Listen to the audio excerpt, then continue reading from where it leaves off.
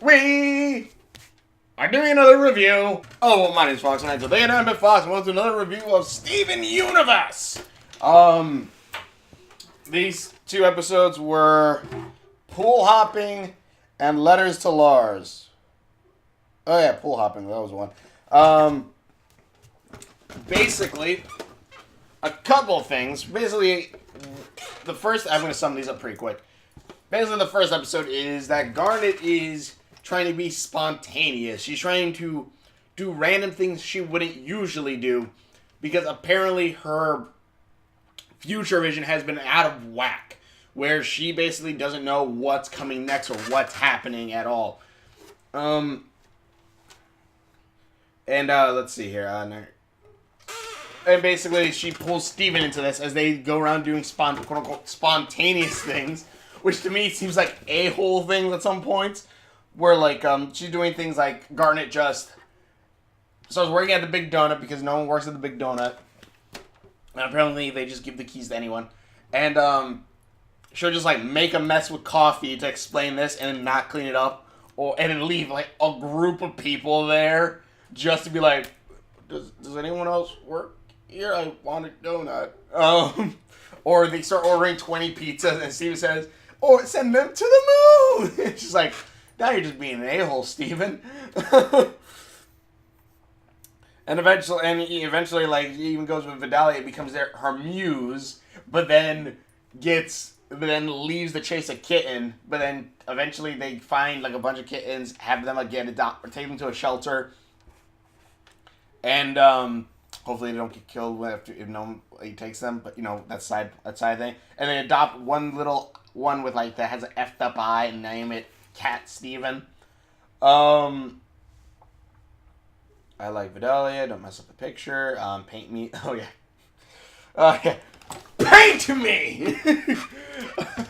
Garnet literally says, paint me like one of your amethysts, because Vidalia has a bunch of pictures around of amethyst, which I just look at that at this point, I'm just thinking, wow, Vidalia's really obsessed with amethyst. And also Justin Roiland makes an appearance. Even though it's probably not him, it looks like him. Then the next one is Letters to Lars, where Captain Lars says it's Friday, and he has, and I guess they're heading. I guess they're still heading to the place that they said they were going last time. Maybe not. I don't know. But they're basically heading somewhere to get, you know, their warp drive fixed. So hopefully we'll see that in, like, the next Steven Bomb. Like, maybe there will be an adventure episode with Lars. But Steven basically sends a couple letters, and Lars is apparently reading through them as they basically update on everything, which, honestly, I kind of really like, because, again, some people are complaining about, like, you're like, I don't care about any of these townies and all this crud. And I'm just thinking, well, you kind of got to look past that a little bit. Because you got to remember a couple things. One, in this episode, they're literally preparing for doomsday. They're literally preparing for an apocalyptic event that's going to happen. As well as, they're literally being ready to, I forgot to mention but basically, they're getting ready for an apocalyptic event to happen, for when the gems come. This really isn't, because again, I am kind of going off of, the episode of, what is it, Steven Universe with Side Assault. Again, pretty good video, but I'm just saying, like, for those who also have similar thoughts on that, there are some, it's like, they're preparing for doomsday. I don't know how much more you can kind of get to where, like, it is still part of the story, even if it's a quote-unquote side story, or if people think it's filler, but honestly, it's not. You're still seeing the story progress. You're still seeing these characters be like, instead of just being like, oh, we're just gonna let like a lot of places, like a lot of stores and other stuff, it's like, oh, a giant post-apocalyptic kind of thing's happening.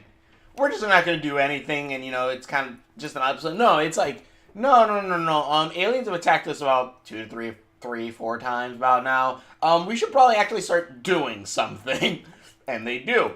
And they actually are, you know, setting everything up to protect. They're saying to protect everything. Though, mind you, Ronaldo pops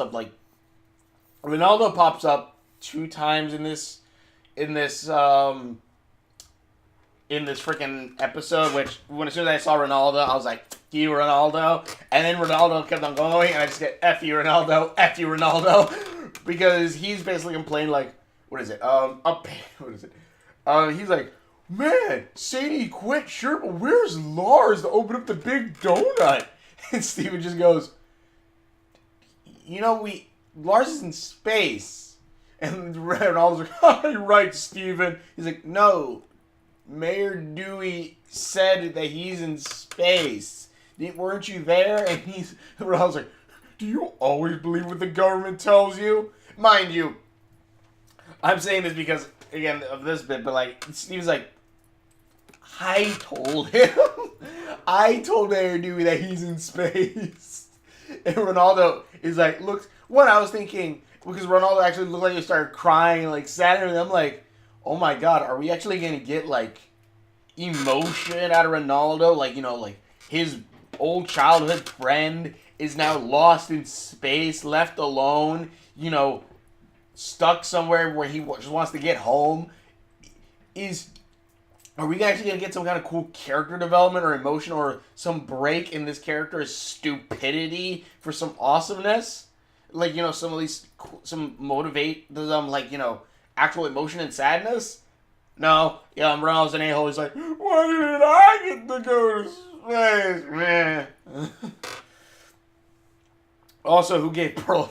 Also, basically, when they're planning this doomsday stuff, Pearl goes, I also have a phone! I'm like, oh, good. Then the reason why they showed Mystery Girl in the last episode, or I think it was last episode, or the big show, is because that Pearl finally has a phone to actually call, Mystery Girl. So, great. We're going to see that probably in the next Steven Bomb. Let's see, Ronaldo bit. Oh, yeah, Ronaldo finally does have at least something good, because, what is it? During the plan, also, Greg says that he's going to build a telescope for the lighthouse so that someone can be on the lookout. And Ronaldo said he'd volunteer, which I'm thinking, oh, yeah, your base is basically up there. So, and it probably would work out for him to be doing that, even though I still feel like he's going to hook up somewhere. He's like, man, look at this star, and look at this, and look at this, and while the freaking thing's coming from behind. I feel like that's probably going to happen. If not, oh well. Mayor Dewey is also just popping up everywhere, because I guess he's homeless.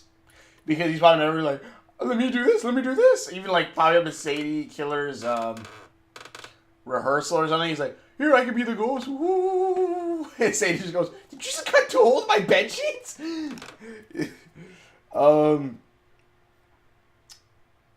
The mailman is having improv nights, I guess. And the funniest parts, I think, is just Pearl going, let me get a suggestion from the audience for a scene. Steven! Paradox, we do Steven every week. Well, I like those things with Steven. Or freaking, they try to do an improv thing, and Jamie goes, mailman goes, no. You have to act like you have a plunger, because it's supposed to be a plumber thing. They said, do a plumber, and be a plumber. It's like, I heard plumber, and Pearl's just like, no, do Steven! No, Steven! And then just, well, the mailman acts like he has supposed to be like a plunger, like his balance gun on his hand. And Paradox like, why? Why are you doing that? Because Paradox is apparently doing improv. Which I thought was at least kind of cool to see that she's actually doing stuff. And Jamie's like, no, I'm holding a plunger. Or Paradox says something, Jamie goes, I'm holding a plunger. Pearl's like, oh, I thought it was a sub sandwich. I just love heckling Pearl from the audience. I'm like, that's freaking amazing. Pearl is freaking awesome. I love it. No, do Steven. Thought you were holding a long submarine sandwich. Mayor Dewey is homeless. Petey apparently got a truck for free and made it into a Totsmobile, but he can't drive, so it's just parked outside his dad's shop. Whatever. Wonder where Dewey was going for work. So is Dewey and Sadie's mom getting together? Okay, that twist is funny.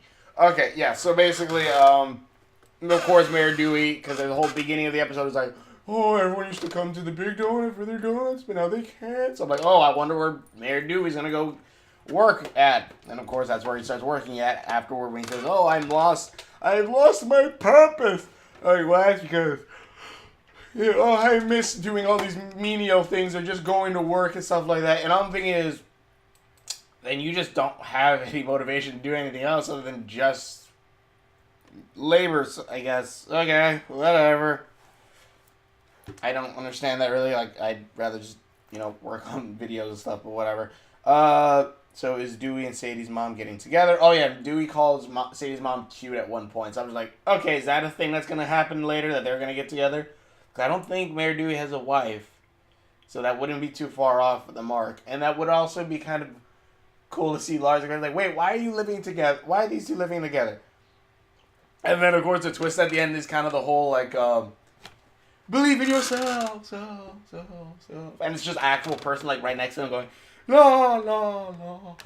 But in this case, Steven, like, we've been Lars has been reading this letter, and we've been hearing Steven's voice, but it turns out it's actually just Steven outside of Lars' head just reading it all. And Lars is just like, why did you bring me the letter if you're just going to tell me this? And also, who's Peridot? And Steven's like, oh yeah, I guess you never met Peridot.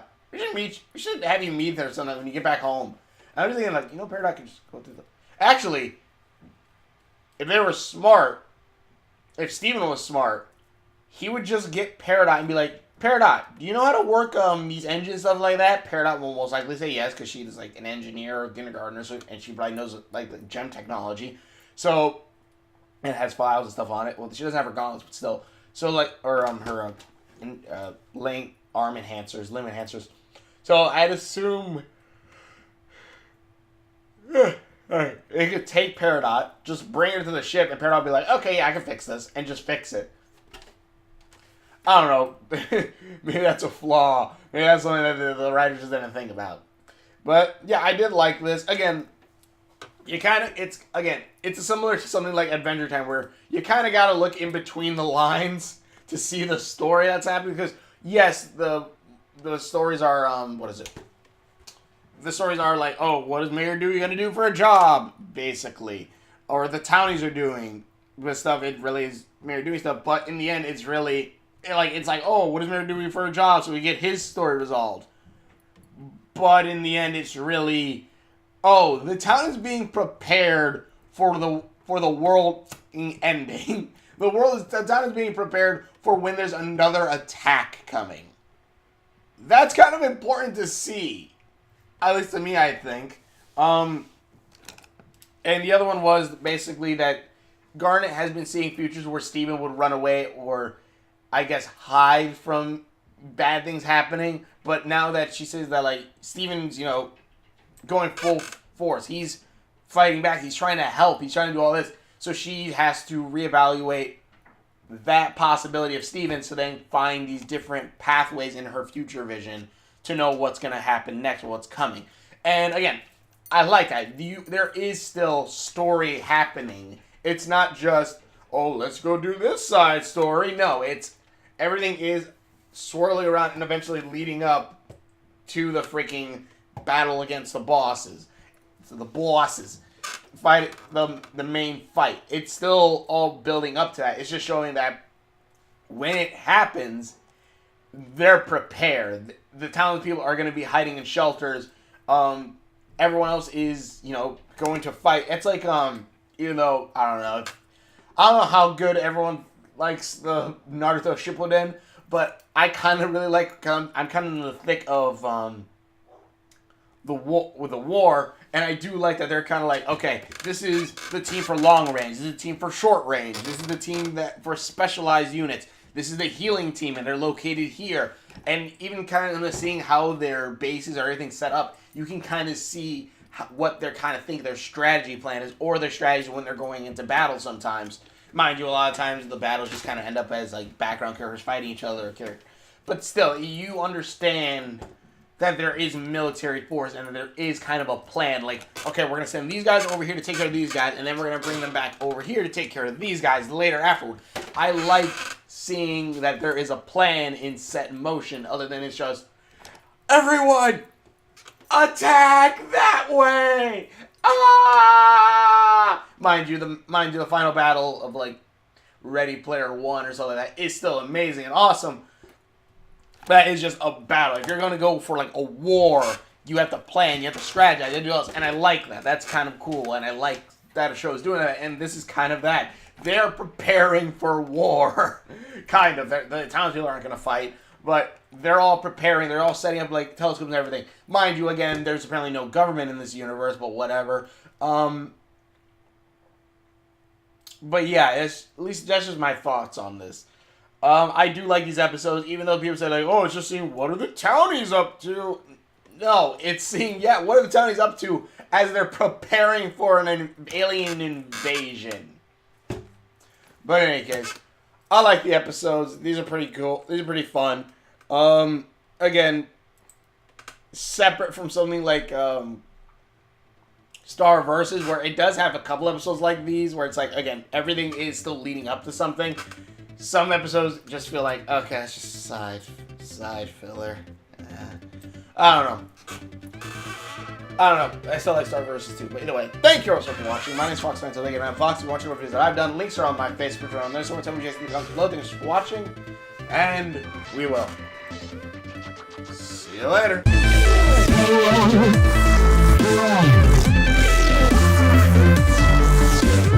I do wonder what's the difference between like the bits and tater tots, because you think they'd be kind of the same thing.